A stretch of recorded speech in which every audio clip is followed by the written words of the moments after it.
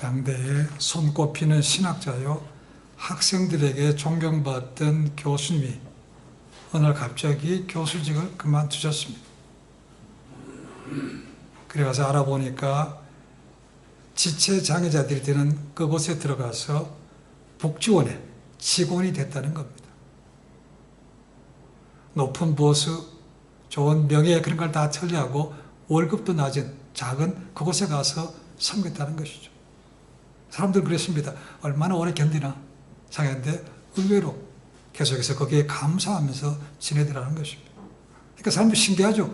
어떻게 그렇게 갑자기 변화될 수 있습니까? 라고 수없이 물었지만 그분은 그냥 침묵으로 일관했다고 얘기합니다. 근데 그분이 나중에 자서전에 이렇게 기록하고 있습니다. 그동안 나는 올라가는 길만 추구했다. 어려서부터 천재라는 소리를 들었고 교수의 자리에 올라섰다. 그리고 내가 써내는 책마다 베스트셀러가 되었다. 나는 당시 주위를 살필 겨를도 없이 성공을 위하여 앞으로 나아갔다. 그러나 어느 날 정신박약아인 한 소년을 만났을 때 이런 인간의 고통에도 하나님은 동참하시며 낮은 자리에도 계시다는 것을 분명히 깨달았다.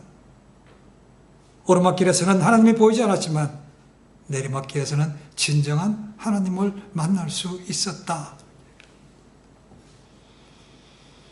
오늘 많은 사람들은 위로 올라가기를 얼마나 원하는지 모릅니다. 근데 위로 올라가면, 정상에 올라가면 갈수록 경쟁이 엄청 심해집니다. 스트레스도 많습니다. 그리고 뭔 걸 이루고 나면 허영과 교만으로 꽉 차게 돼서 사람들도 쉽게 무시하게 되고 관계도 어려워지는 것이고 외톨이가 되는 경우가 참 많습니다.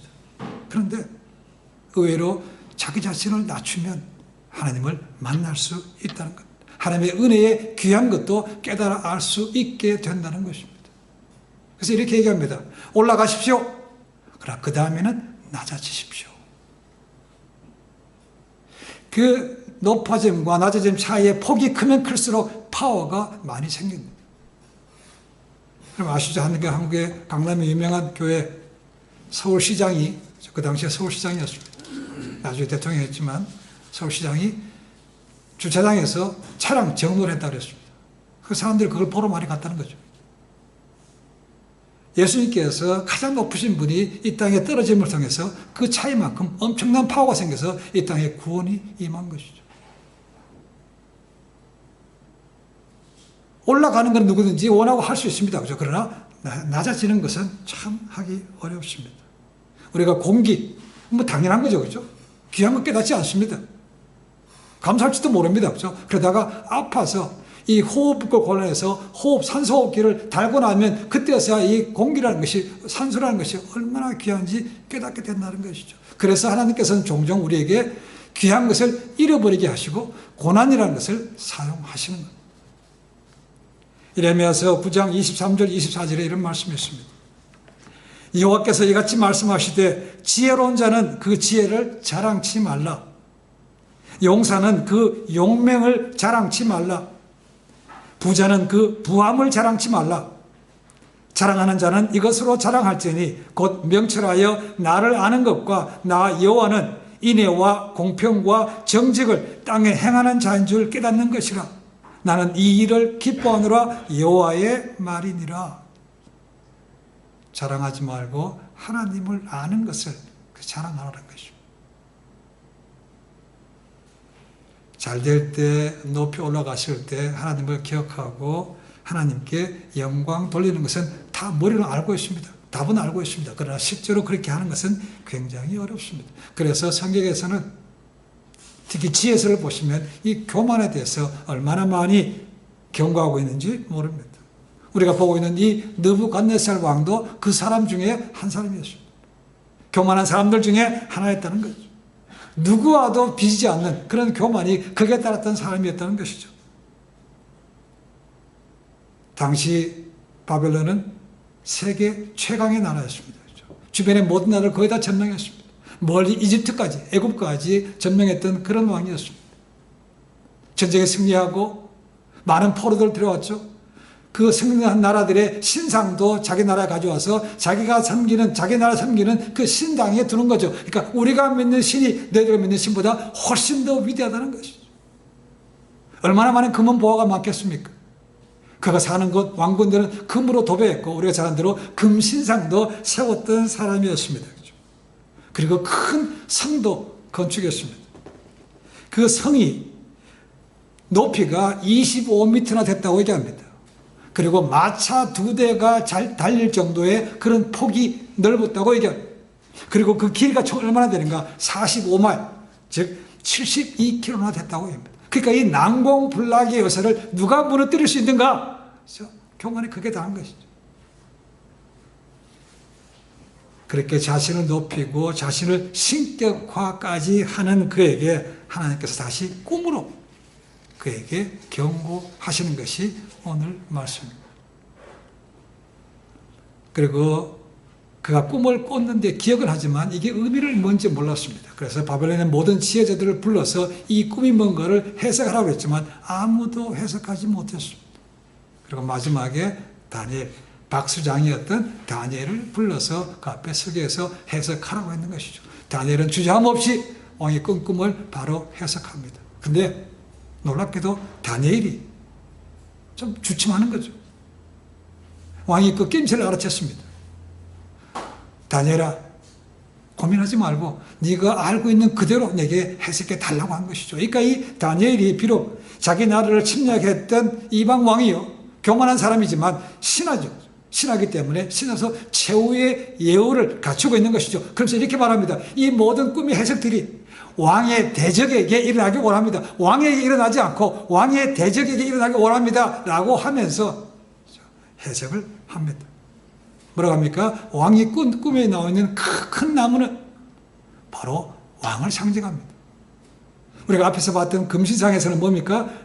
금으로 된 머리가 바벨론 제국과 왕을 상징했지만 여기서는 큰 나무, 얼마나 크게 자랐든지 하늘까지 올라가는 그 큰 나무로 되어 있습니다.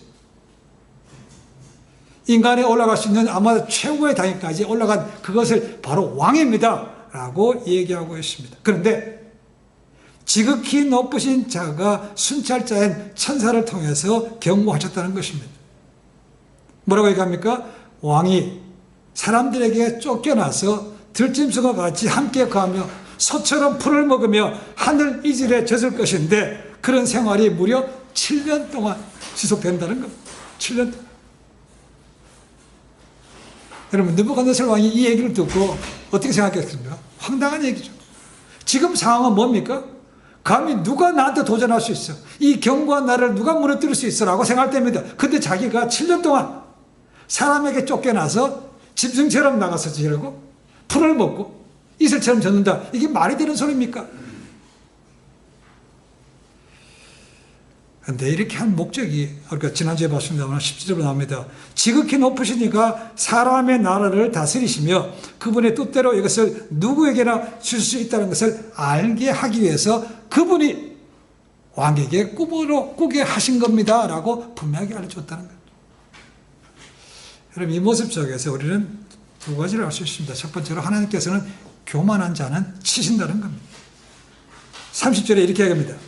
이 큰 바벨론은 내가 내 능력과 권세로 건설하여 내 도성으로 삼았고 이것으로 내 위엄과 영광을 나타냈다.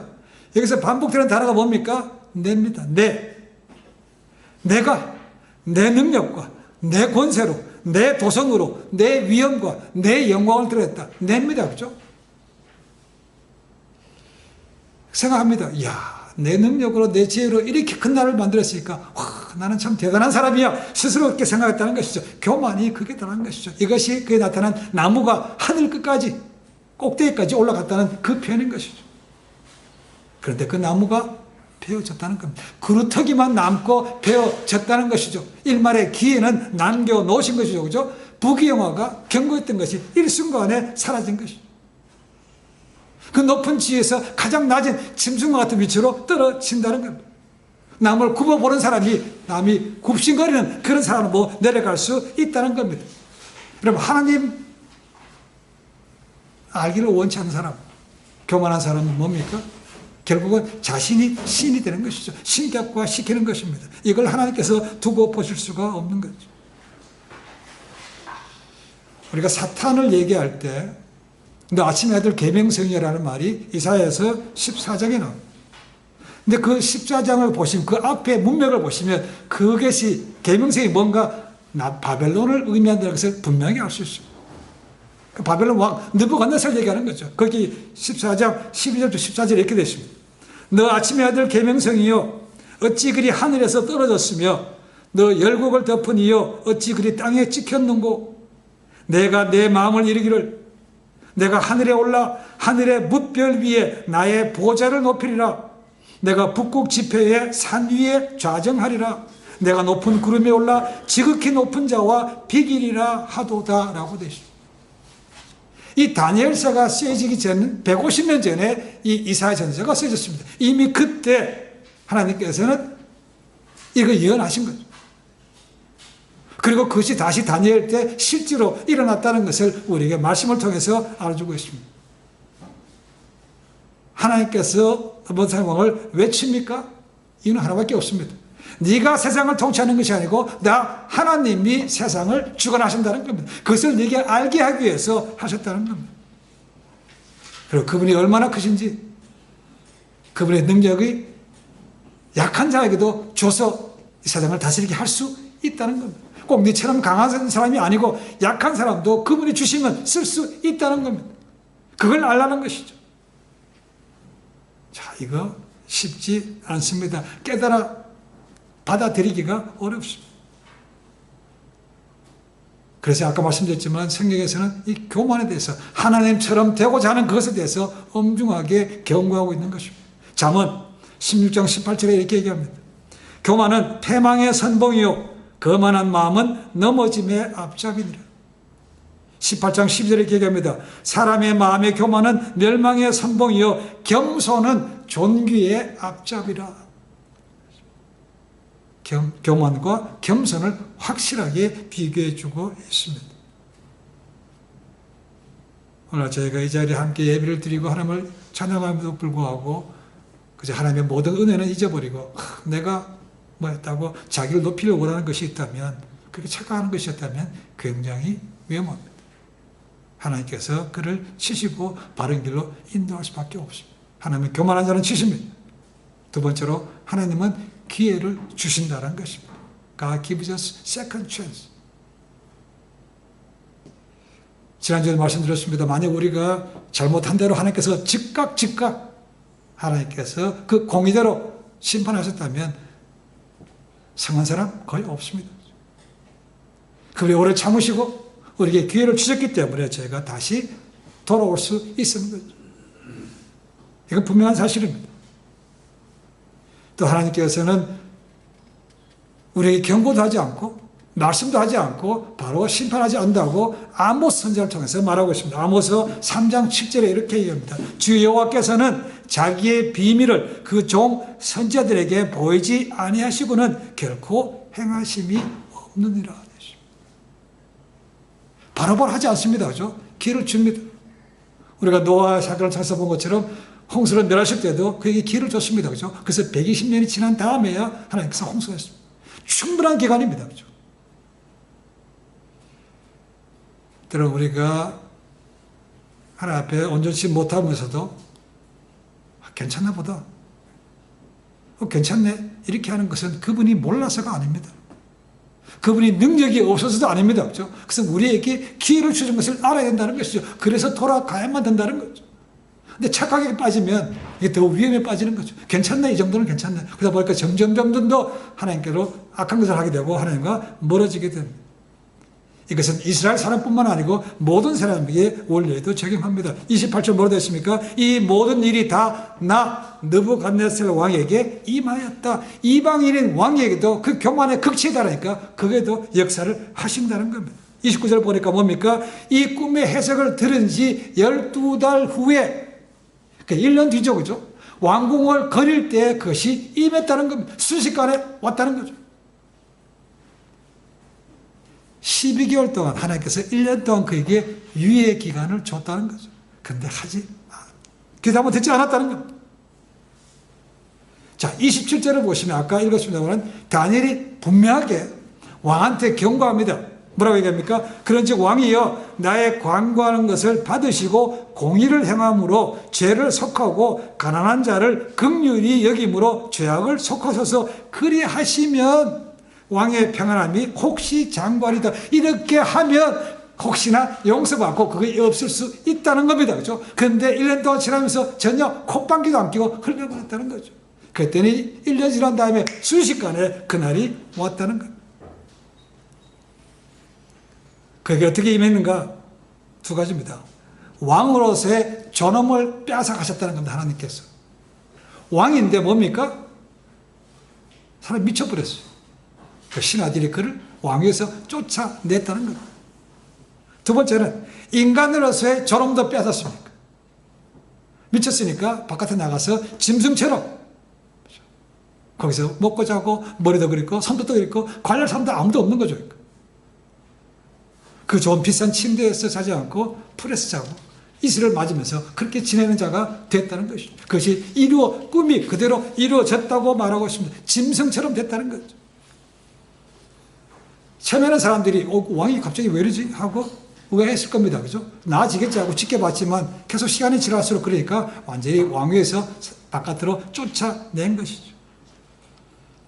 정말 지극히 높은 당대 제국의 왕에서 짐승 같은 존재로 내려가게 됐다는 것이죠. 그것이 이미 경고했음에도 불구하고 듣지 않았기 때문에 1년 뒤에 그것이 모든 것이 나 느부갓네살에게 그대로 임했다라고 말하고 있는 것이죠.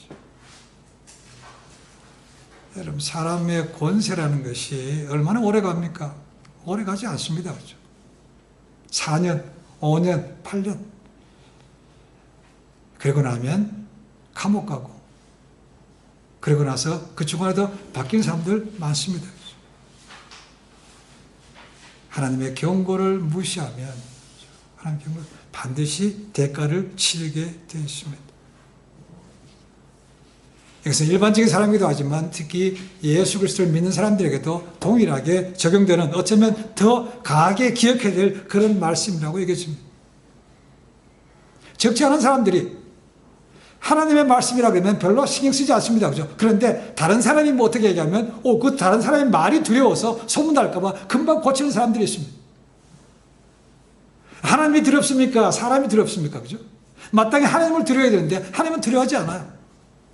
사람이 두려워서 사람 말에 그냥 훅 가는 것을 제가 종종 볼 수 있겠습니다. 우리가 두려워야 될 것은 하나님이지 사람이 아닙니다. 그러니까 하나님을 두려워하면 사람을 두려워하지 않습니다. 근데 하나님을 두려워하지 않으니까 사람을 두려워하게 되는 것은 맞는 얘기죠. 그리고 우리가 아까도 말씀드렸지만 100% 온전하지 않습니다. 실수도 있고 허물도 있고 아니면 알면서도 넘지 못하는 그런 죄악들이 있습니다. 그럼 그럴 때라도 하나님께서 가만히 계시는 침묵하는 것을 오해하지 마십시오. 괜찮나 보다, 모르시나 보다, 그게 결코 아니라는 것이죠. 하나님이 침묵하시는 기간, 우리가 그 사실을 알고 하나님 앞에 나와서 회개하고 돌이키기를 원하시는 그 기간이지, 연단의 기간이지, 괜찮은 것은 결코 아니라는 것입니다.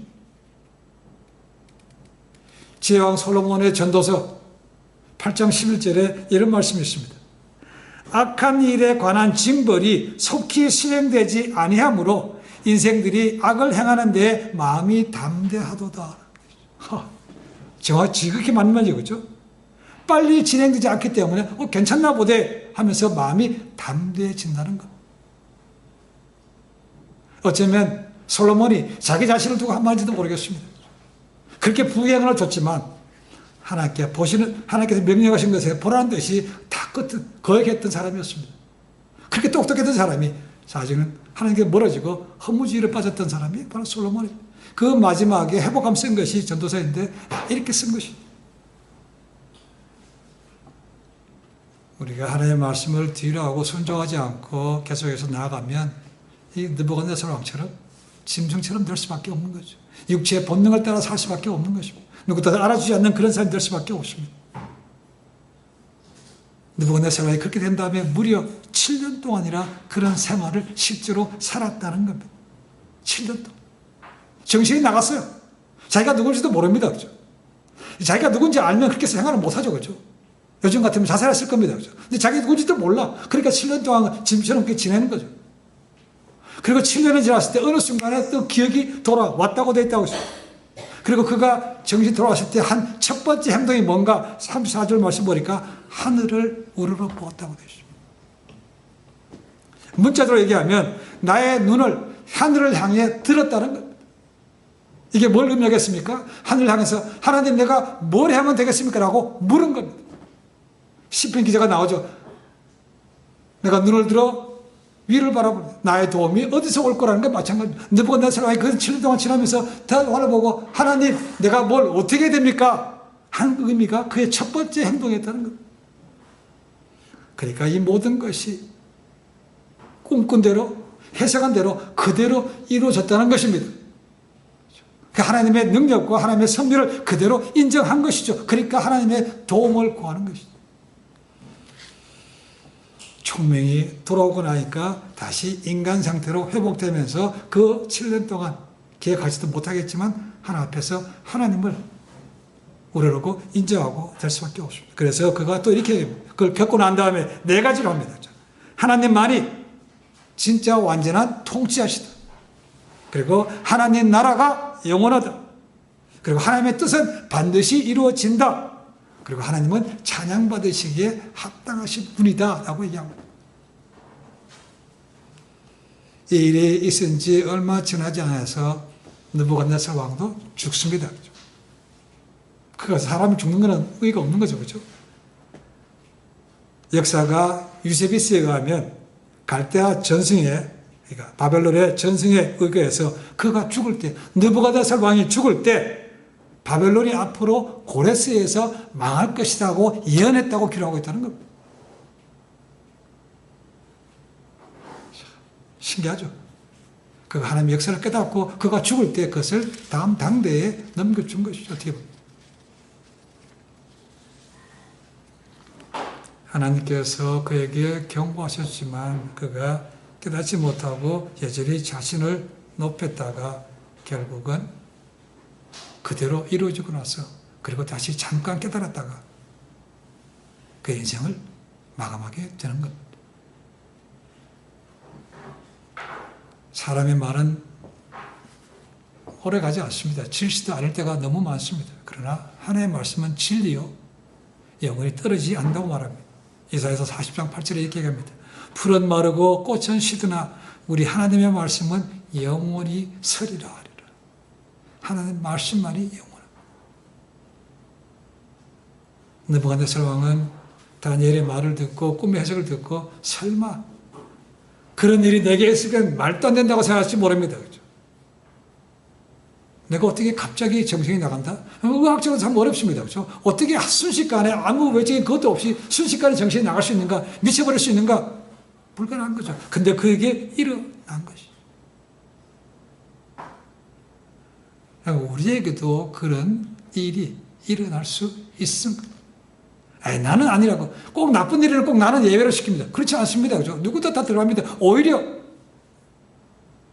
믿음이 있었기 때문에, 믿음이 생겼기 때문에 하나님께서 그에게 큰 연단을 줘서 다시 크게 쓰임받게 하실지 모릅니다. 왜냐하면 그렇게 안고 내버려 두면 깨닫지 못하기 때문에 그렇습니다. 그것도 감사한 거죠. 마귀는 우리를 유혹해서 넘어지게 하는 것이지만 하나님은 뭡니까? 우리를 사랑하시기 때문에 뭘 줍니까? 징계, 연단을 주신다는 거죠. 디시플린을 주는 거죠. 그냥 퍼니시먼트로 끝나는 게 아니죠.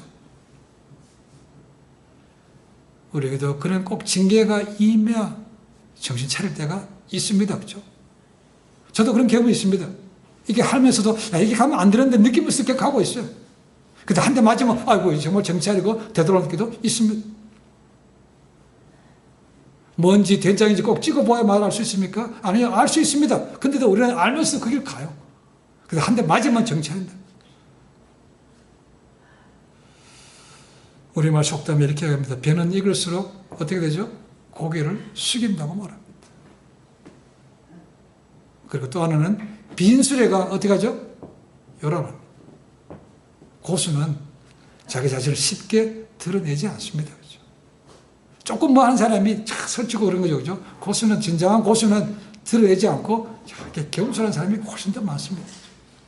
믿음의 사람들은 우리가 그렇게 되기를 바라십니다. 하나님은 그렇게 되기를 원하신다는 거죠.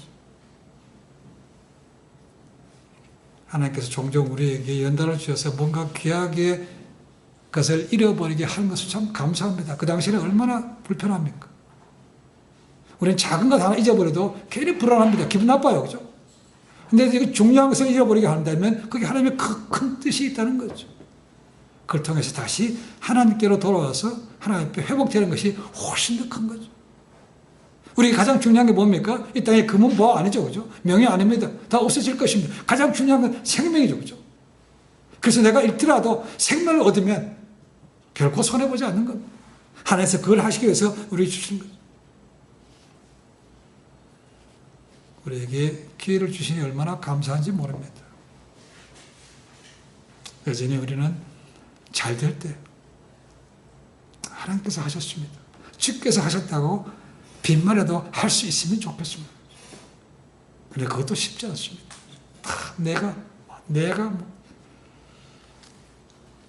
마지막으로 미켈란젤로에 대한 얘기를 말씀드리고 오늘 말씀을 맺습니다. 미켈란젤로 중세 3대 건축가, 화가 중에 한 사람입니다. 그가 그랬던 시스타 성당의 천지창조, 손가락에 맞추는 그의 가장 유명한 이 미켈란젤로의 또 다른 특징이 하나 있습니다. 그래서 뭐냐면 자기가 그 그림에 서명을 하지 않는다는 거예요. 근데 그가 처음부터 그렇게 한 것은 아니었습니다. 항상 그도 그림을 그린 다음에, 왜냐하면 그 그림에 자기 서명이 들어가야 이 귀중한 가치가 인정되는 거죠. 그죠? 그래서 반드시 서명, 낙인, 낙관 같은 거 하는 것처럼 똑같이 했습니다. 근데 그가 그렇게 하지 않게 된 그 계기가 있었다는 거죠. 그 천지창조, 그것을 다 그림을 마쳤습니다. 벽화에. 그리고 완성한 다음에 그 성당을 나오는데, 문을 열고 나오는데 갑자기 햇살이 쫙 비추면서 새로운 세계가 눈에 보이더라는 거예요. 그 새로운 세계라는 것이 뭐 이상한 것이 아니고 하늘에 무슨 환상을 본 것이 아니고 그가 늘 문을 열고 나오면 바라봤던 그 푸른 하늘과 구름이 그 아름다운 모습이었다는 겁니다. 근데 그날 그 완성하고 나오는 그날은 그걸 봤는데 너무나 신비롭다는 것이죠. 그래서 이런 생각이 들었다는 겁니다. 자, 하나님은 이렇게 멋있는 것을 창조하시고도 서명도 안 했는데 나는 겨우 벽화 하나 그려놓고 그다 서명했어? 사인했어? 이거는 아니라고 생각한 것이죠. 그래서 다시 들어갔습니다. 성당 안으로. 그리고 자기가 했던 서명을 치워버렸다는 것입니다. 그리고 그 이후에는 자기가 드린 모든 그림이든 어떤 것이든 간에 결코 서명을 하지 않았다는 겁니다. 하나님이 안 하시는데 내가 어떻게 하냐 이 말입니다. 그렇죠? 이게 대가입니다. 올라가는 것은 우리가 목표로 삼는 것 쉽습니다. 그렇죠? 부단히 노력해서 갈 수 있습니다. 그러나 올라가신 다음에 이게 느부갓네살처럼 내가 내 능력으로, 내 지혜로, 내 나라고, 내 복관에 이렇게 하는 것은 굉장히 위험합니다. 그렇지 않다면 하나님께서 누구든지 간에 경고하실 수 있고 경고하는데 듣지 않으면 우리에게 대가를 치르게 하실 수 있다는 겁니다. 여러분 이 사실을 분명하게 기억해야 됩니다. 하나님은 우리를 그냥 쳐서서 무너뜨리는 것이 아니고 쳐서 다시 주님 앞에 귀하게 쓰임받기를 원하시기 때문에 그런 기회를 주시는 겁니다. 역사적으로 이루어졌던 사실입니다. 그리고 하나님의 말씀은 지금도 유효합니다. 이제 다니엘서 8장부터 12장까지 보겠지만 거기는 앞으로 될 예언의 말씀들이 들어있고 이미 이루어진 것도 있습니다. 이미 이루어진 것을 보면서 세상 모든 것은 떨어지고 썩어 없어질 것이지만 하나님의 말씀은 영영이 있다. 예언의 말씀은 이루어진다. 그 교훈의 말씀을 기억하십시오. 하나님은 교만한 자는 쉬신다. 그렇지만 또다시 우리에게 기회는 주신다는 거 아시고 하나님을 진정으로 바라보고 의지하고 자기를 낮춤을 통해서 오히려 하나님 앞에 높임받고 더 귀한 일에 쓰임받는 우리 모두가 되시기를 주님이라 간절히 축원해 드립니다. 기도하겠습니다.